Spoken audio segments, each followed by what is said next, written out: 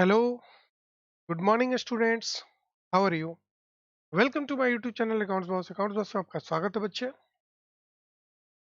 Chapter चल रहा था आपका फिनेंशियल स्टेटमेंट ऑफ कंपनीज, जिसका लेक्चर नंबर 2 हम आपको आज बताने वाले हैं।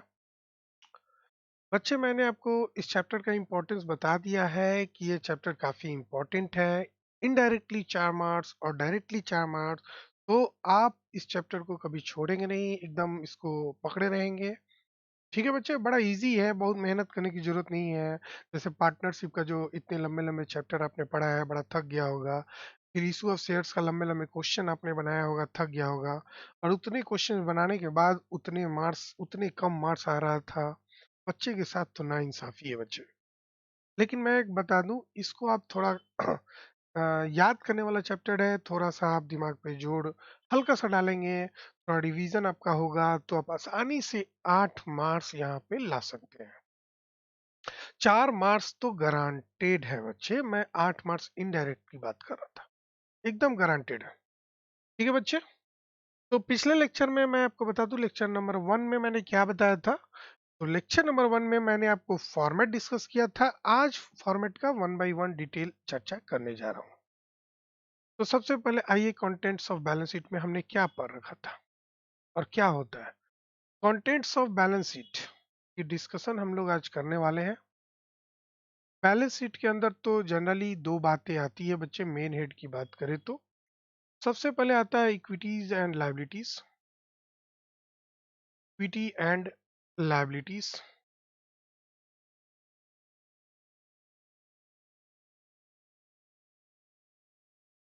दूसरी बात आता है बच्चे बैलेंस शीट का एसेट्स।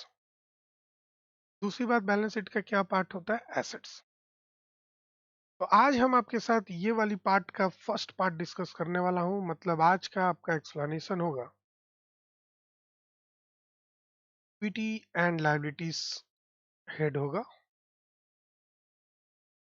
जिसका सब हेड हम आज डिस्कस करने वाले हैं शेयर होल्डर्स फंड। इसका अगर हम मेन हेड की बात करें तो चार्टो होता था, जरा मैं याद करवा दूं आपको। एक होता था बच्चे शेयर होल्डर्स फंड, मतलब इक्विटी एंड लायबिलिटी 4 हेड में डिवाइडेड है। शेयर होल्डर्स फंड, दूसरा होता था जिसे आपको नहीं पढ़ने हैं, सीबीएसई ने आउट कर रखा है, share application money pending allotment. का मतलब भी जाने की जरूरत नहीं है आपको, बस नाम आपको सुनना है। उसके बाद होता था नॉन करंट लायबिलिटी, इसे भी सीबीएसई ने हटा दिया है आपके टॉपिक से। Non current liabilities. उसके बाद है करंट लायबिलिटी। टोटल आपको 4 टॉपिक होता है लायबिलिटीज। ठीक है बच्चा, चारों टॉपिक में सबसे पहला जो टॉपिक है शेयर होल्डर्स फंड, तो आइए हम लोग डिस्कस करेंगे। अब बस याद करते जाइए, मैंने आपको बताया कि बैलेंस शीट में दो कंटेंट होते हैं, इक्विटी एंड लायबिलिटी, दूसरा एसेट। इक्विटी एंड लायबिलिटी में आपको टोटल 4 टॉपिक होता है, share holders fund, share application money pending allotment, non current liabilities और करंट लायबिलिटीज। उसमें हम लोग आज पढ़ने वाले हैं शेयर होल्डर्स फंड के बारे में। शेयर होल्डर्स फंड बड़ा इंपॉर्टेंट है, यही मेन है। इसी से आपका 4 नंबर स्पेशली आया करता है। इसका पहला आइटम होता है बच्चे शेयर कैपिटल, जैसे कि आपको पता है। दूसरा आइटम होता है रिजर्व एंड सरप्लस, इसे भी आपको पढ़ने हैं वैसे, रिजर्व्स एंड सरप्लस। और तीसरा आइटम जो आपको नहीं पढ़ने हैं वो होता है money received against share warrants. Money received against share warrants. तो अभी देखिए कैसे कैसे मैं बताते जा रहा हूँ, जरा देखते जाइएगा मैं कैसे कैसे डिस्कस कर रहा हूँ। तो आज मैं आपके साथ डिस्कस करने वाला हूँ शेयर कैपिटल। शेयर कैपिटल तो आप जान ही रहे हैं किसे कहते हैं, ठीक है। अब आपको बस जानना है कि शेयर कैपिटल के अंदर क्या क्या आता है। शेयर कैपिटल के अंदर क्या क्या आता है। मैं वैसे बता दूं, जरा इसका इम्पोर्टेंस बता दूं बच्चे।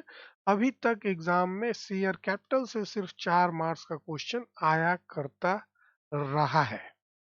शेयर कैपिटल से 4 मार्क्स का क्वेश्चन आया करता रहा है। अगर सिर्फ शेयर कैपिटल आपको बनाने के लिए आ जाए तो बस आप फॉर्मेट अब बनाएंगे, जो आप फॉर्मेट जानते हैं। फॉर्मेट में आप तो जानते ही होंगे, बड़ा टेढ़ा मेरा फॉर्मेट है। यहाँ पे आप लिखते थे पार्टिकुलर्स, ये होता था नोट नंबर, काफी इंपॉर्टेंट बात।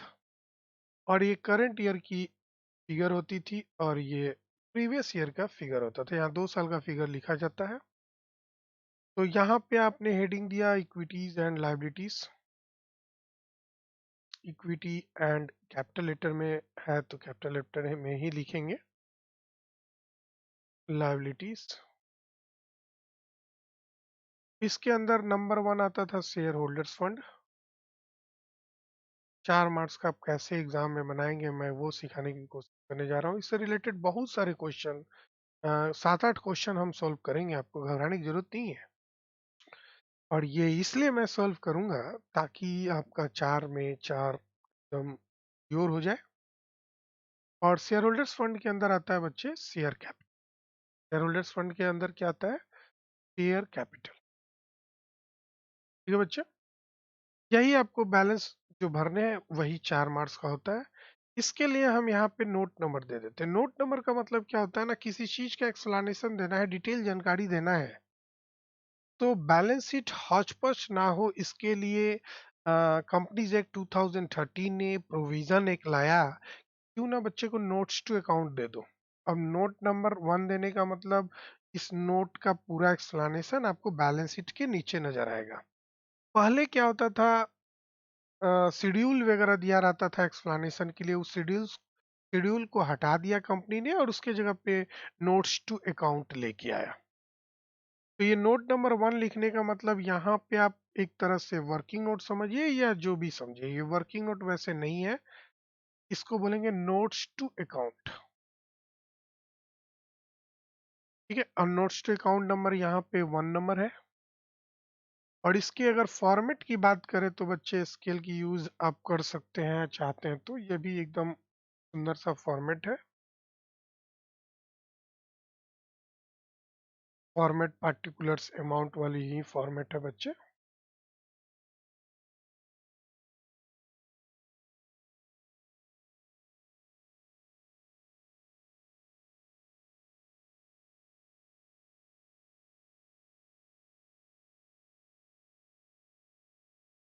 हो गया,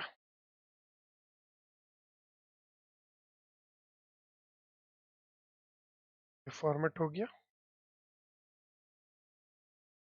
आप यहाँ पे लिख देंगे बच्चे पार्टिकुलर्स, और बिल्कुल ये सारे स्टेप में मार्किंग होते हैं एग्जाम में, तो ऐसा नहीं कि इसे छोड़ देंगे note number, notes to account को। नोट नंबर 1 हमने दिया है तो उसका एक्सप्लेनेशन नोट्स टू अकाउंट में होता है। ठीक है, आइए सबसे पहले हम लोग शेयर कैपिटल के आज हम थ्योरेटिकल पार्ट का चर्चा करेंगे, फिर इससे रिलेटेड हम लोग क्वेश्चन भी बनाएंगे। अब शेयर कैपिटल में क्या क्या आता है जरा एक्सप्लेनेशन देखते हैं। पहला, शेयर कैपिटल हेडिंग देंगे। और जैसे कि आपको पता है शेयर कैपिटल में 2 चीज आता है, बहुत सारा पार्ट होता है शेयर कैपिटल का, अथोराइज्ड, इशूड, सब्सक्राइब, ये तीनों चीज लिखेंगे। सबसे पहले तो अथोराइज्ड कैपिटल लिख देंगे बच्चे, और यहाँ पे लिखेंगे जितने भी शेयर्स होंगे, इक्विटी के होंगे तो अलग लिखेंगे। ऑफ रुपीस, एक शेयर की जो फेस वैल्यू होगी वो यहाँ पे डाल देंगे, और जो फिगर होगी आप यहाँ पे डाल देंगे, और यहाँ पे डबल लाइनिंग देके इसे बंद कर देंगे, जरूर बंद कर देंगे, ये रूल है। अब इशूड का सॉरी, अगर यहाँ पे 2 टाइप का शेयर होगा, इक्विटी होगा, प्रीफरेंस होगा, तो अथोराइज्ड कैपिटल में इक्विटी का अलग लिखेंगे और प्रीफरेंस का उसके नीचे लिखेंगे। ठीक है बच्चे, उसके बाद होगा बच्चे इशूड कैपिटल। इशूड कैपिटल का भी यूज, मार्क्स मार्क्स मिलेगा, इस पे मार्किंग होती है बच्चे। लेकिन इसके भी पूरे ऐड करके छोड़ देने हैं। इशूड कैपिटल जितने भी होंगे शेयर, और एक शेयर की जो फेस वैल्यू होगी वो यहाँ पे डाल देंगे, और इसे भी आप डबल लाइनिंग में डाल देंगे। डबल लाइनिंग करने का मतलब ये दोनों आपस में ऐड नहीं होगा। उसके बाद नेक्स्ट होता है बच्चे सब्सक्राइब कैपिटल। ये जो सब्सक्राइब कैपिटल होता है ना बच्चे, इसी में आपको थोड़ा सा ज्यादा आपको पढ़ने हैं। सब्सक्राइब कैपिटल का दो पार्ट होता है। पहला मैं लिख दूं subscribed and fully paid up.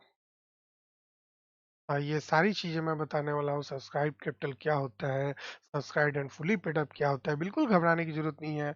अभी तो मैं बस फॉर्मेट बता रहा हूँ बच्चे। जितने भी सब्सक्राइब के शेयर है वहां पे लिखेंगे रुपीस डैश ईच है, उसको यहाँ पे लिख देंगे, और उसको इनर कॉलम में ही यहाँ पे लिखेंगे। फिर इसका दूसरा हेड होता है subscribe but not fully paid up. Subscribed but not fully paid up को यहाँ पे लिख देते हैं। इसके भी जितने शेयर्स हैं लिख देंगे ऑफ रुपीस डैश ईच और रुपीस डैश कॉल्ड अप, और इसके कॉल्ड अप वैल्यू भी लिखते हैं यहाँ पे, और इसको यहाँ पे लिखते हैं बच्चे कि मैं कहाँ लिखा हूँ। इनर का भी इनर मैंने तैयार कर दिया यहाँ पे, ये थोड़ा सा इधर है। उसमें हम लेस कर देते हैं बच्चे कॉल सिनेरियर अगर है तो।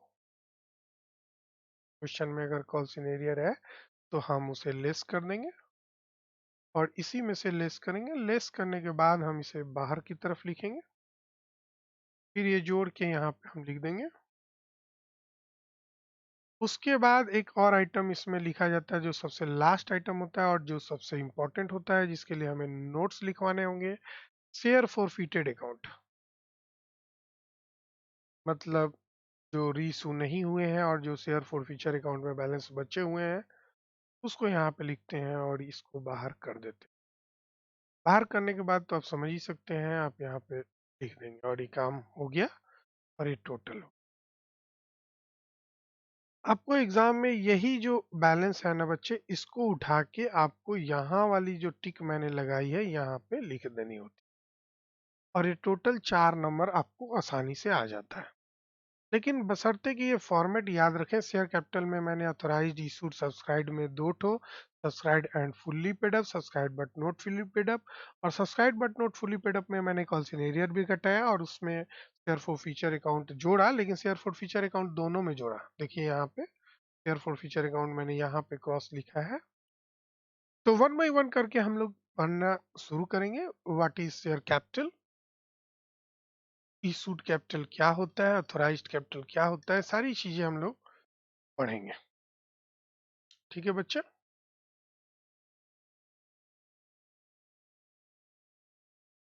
ठीक है, आज के लिए यही फॉर्मेट होगा। नेक्स्ट क्लास में मैं आपको इसके पूरे डिटेल चर्चा करने वाला हूँ। छोटा छोटा लेक्चर लेकर आ रहा हूँ ताकि आपको मजा आ जाए, बोर ना हो।